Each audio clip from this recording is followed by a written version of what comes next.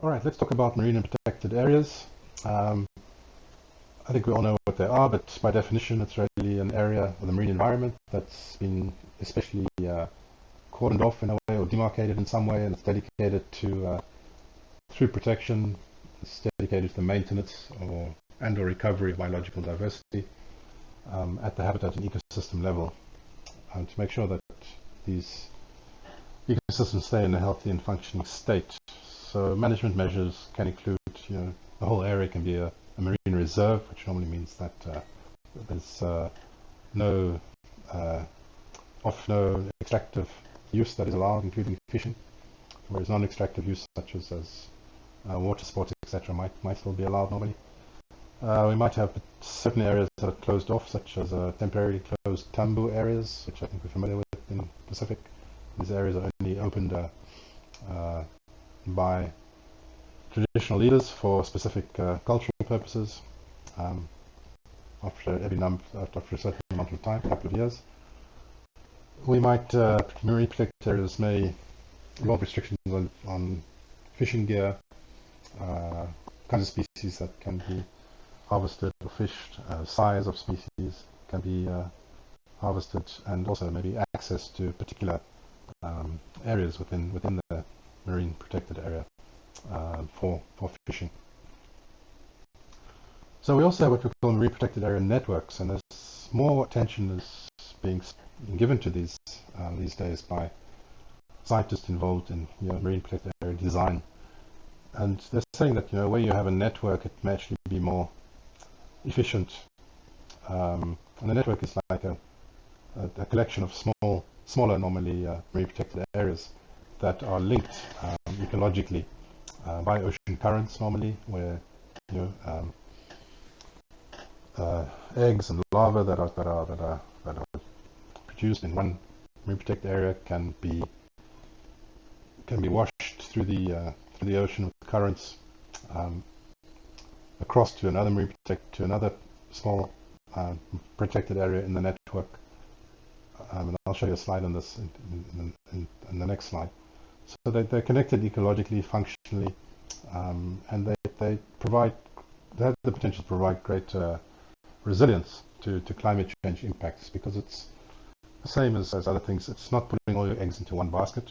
It's making sure that you're spreading the risk amongst a number of smaller protected areas. So you might find one of them gets impacted by coral bleaching, for instance, whereas the other ones manage to survive.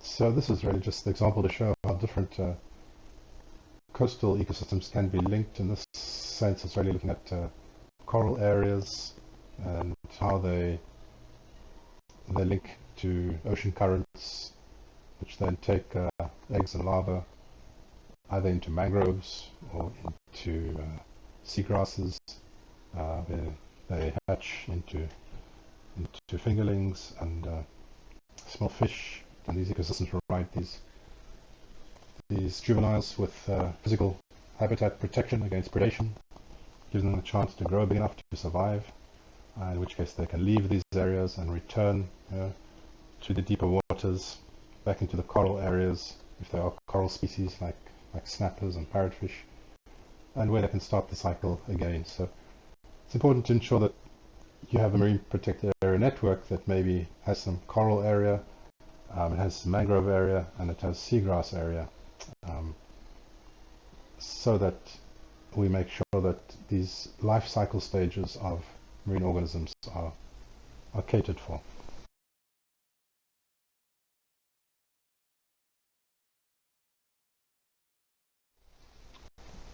So when designing a marine protected area as part of ecosystem-based adaptation, it's also looking at making sure that the human context is included in the planning and the design, rather than maybe in times gone by when it was simply a case of closing off an area, not allowing any fishing to take place there. I think we're recognizing the linkages between marine and coastal ecosystems and socio-economic systems and livelihoods, and that the dependence of coastal communities on these areas and the need to integrate their needs with the management of these particular areas as far as possible making sure that extraction is as sustainable as possible. This slide really just shows you a number of the guidelines for establishing marine protected areas. Not going to go through them all, but a key one here is clearly define the management goals and objectives of the MPA. So you really need to work out what it is that you're trying to manage for, and there can be different goals. It could just be trying to manage generally for biodiversity to help the ecosystem recover, so that as many species can support as many species as possible.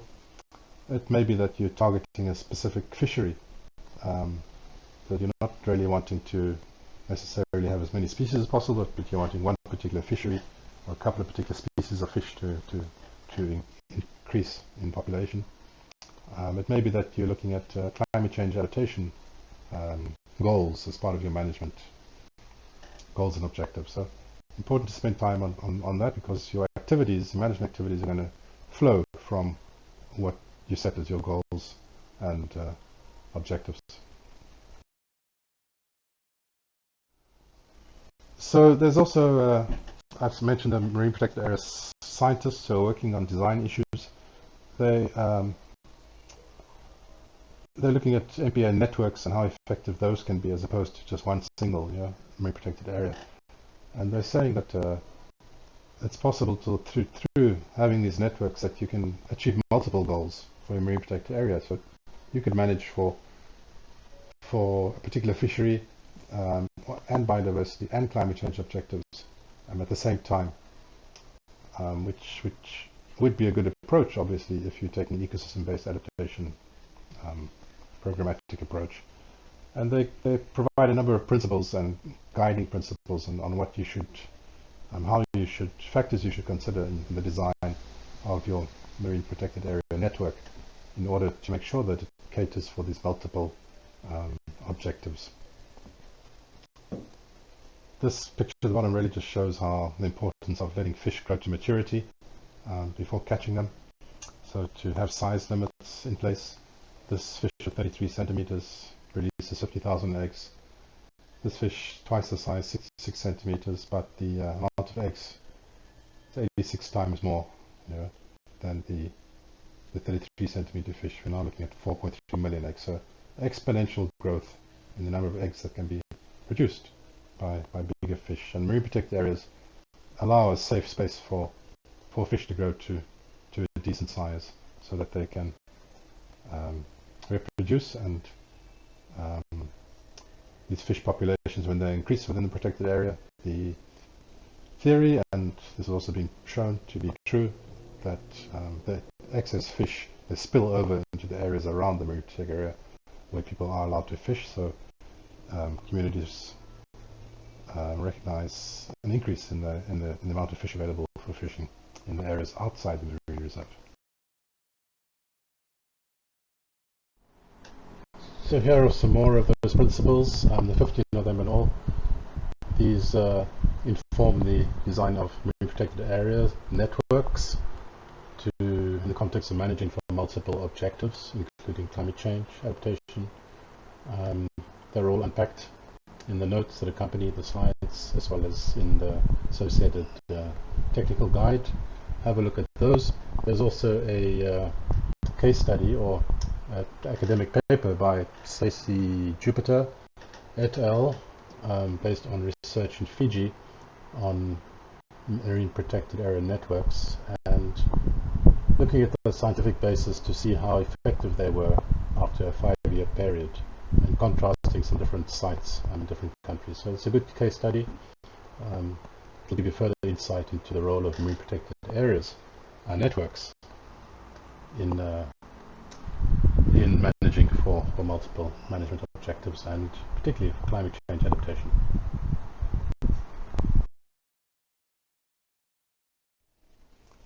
This slide really just shows the ridge to reef approach again, and how issues like deforestation can lead to huge pollution and sedimentation of your coastal areas, leading to damage to your coastal ecosystems. So why it's really important to make sure that what's happening on the land is also managed as part of a coastal management, ecosystem-based adaptation management planning.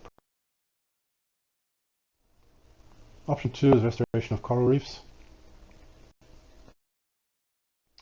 Again, it's very important to treat this as a kind of project. So you have a project planning process in place. You don't just jump in and ad hoc manner start chopping coral fragments off a healthy coral and trying to plant them. You really need to know what you're doing. You need to do your homework. You need to do initial scoping. Go through a design phase, fact finding, and got to develop a detailed rehabilitation plan. Again, there is a couple of guides available in the resource pack which take you through all these spaces, the associated notes, through these stages. The associated notes also provide, to this PowerPoint, also provide additional information on each of these stages. Encourage you to look at them and to familiarize yourself with the technical basis for doing coral reef restoration. And maybe an important point to point out is that it's normally better to allow coral reefs to recover on their own by affording them some kind of protection. And that's often more successful in the long term than coral reef restoration programs, which don't really have a very high level of success because they're very tricky and they can also be quite expensive to do. But if you are wanting to pursue that option, then it's really advisable that you do a thorough kind of research and analysis and design to inform the program and to treat it as a project.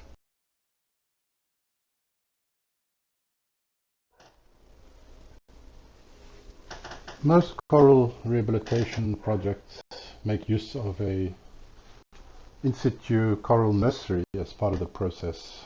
It's been shown that this can really improve the rate of survival of outplanted corals if they're given this transition period within a nursery to grow and to become strong. So these nurseries really need to be in a sheltered area with good water quality, very similar to if you were wanting to, plant or grow oysters or any other kind of shellfish. So water quality is good. The area needs to be very sheltered. And there's more information, technical guidance about this in the associated resources that are provided. So just an important point is that when you collect coral fragments to stock your nursery or to do direct outplanting, you need to be careful to do as little damage, what you call collateral damage, to healthy reefs as is possible. Better if you can find loose fragments of coral that have broken free through after storms or strong climatic events like cyclones, or maybe there are some that are on loose substrate where it looks like they don't have much chance of survival anyway. These are called corals of opportunity, and it's much better to use these than to add extra stress and pressure on healthy coral reefs, which we should rather be leaving alone and protecting. And in terms of the species that you select to grow in your nursery and for outplanting, it's really based on what your management objectives are. And again, more technical information about this in the associated guide.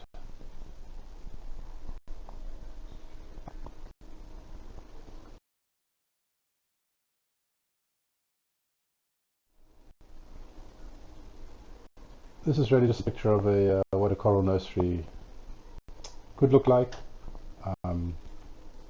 So in a steel frame with a wire mesh,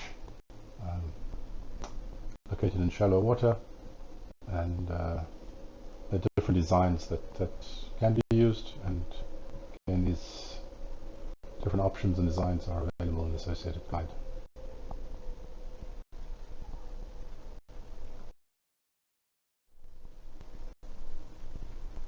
With regard to outplanting, I guess an important point here is that corals should be encouraged to self-attach, and the sooner they self-attach, the better, because corals that you plant out are always susceptible to strong wave energy during storms, etc. So you want them to self-attach as quickly as they can. And for this, it's probably best to use adhesives and cement, bamboo sheets, as long as the corals are very well stationary. Cable ties, a lot of people use, but the problem with them is that it's difficult to get the corals fragments not to move around, to tie them down very, very tightly. So, important consideration: make sure that there's no movement in the corals that you plant out. Also, the time of year to plant is important. And this would be when corals are likely to be least stressed, prone to disease, and this is normally in the cooler periods of the year, when the seawater is likely to be cooler. Monitoring and maintenance is very important. Often people who engage in coral rehabilitation sometimes don't remember to do this, or don't understand that this is very important. It's really just making sure you keep your corals clean. You do regular visual checks. If any of them become loose, you have a chance to reattach them. There may be predators around, like crown of thorn starfish, which you would need to control. And you might also need to keep them free of fouling materials, such as plastic and litter that's floating around, and maybe even organisms such as macroalgae, sponges and tunicates. So it's much like your aquarium that you keep at home. You have to clean it from time to time to give in this case, give the corals the best chance of survival.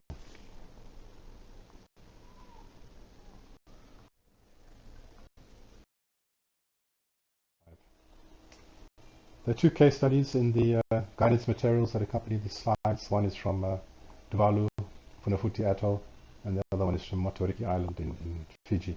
So I encourage you to have a look at those.